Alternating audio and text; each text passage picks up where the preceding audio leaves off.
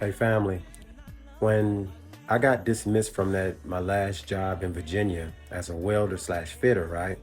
Making $2,000, $3,000 a week, right? But that didn't stop me from loving. Cause as I've been there, I was encountering and and talking to people that were broken, hurt.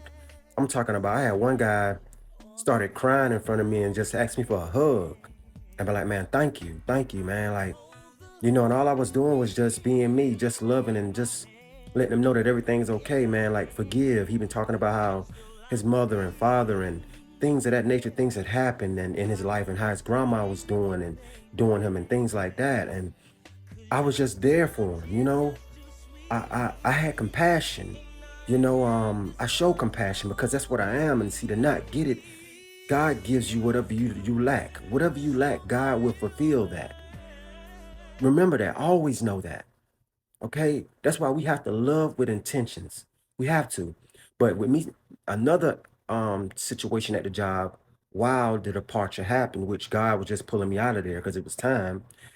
It was a guy that was being picked on. He wasn't as strong as me, and another guy. So the guy, when he went to the restroom, the guy that was picking on him started to say, "Man, look at him. They need to figure out something else. They need to do something. All this. He call him a nickname, all kind of stuff, right? Call him out of his name, basically." And I told him I don't want to, get involved with that conversation, you know. And the guy looked at me like, "Oh, okay, man, you always want to be positive. You always want to be." And see, right then and there, I knew it was a problem. I went to the boss, told the boss, "Hey, look, man, you need to come talk." Came back, it was like looking at the devil himself. The guy got at an uproar, got in my face. I stayed calm, cool, and collected because I knew I was right. I told the boss, "Hey, look, man, the man is upset because we cleaning. We're trying to get things done, and now he's picking on the guy when the guy walk off. And this is the type of love that you have for people, even when you don't even know them personally. You be willing to stand up and go to war for them, right? Because that's what live in you. Pure heart, pure intentions.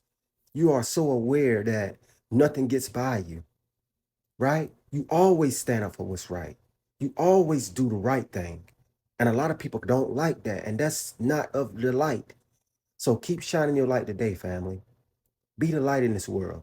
You never know who you're talking to that you may be saving based on your loving, kind, and compassionate words.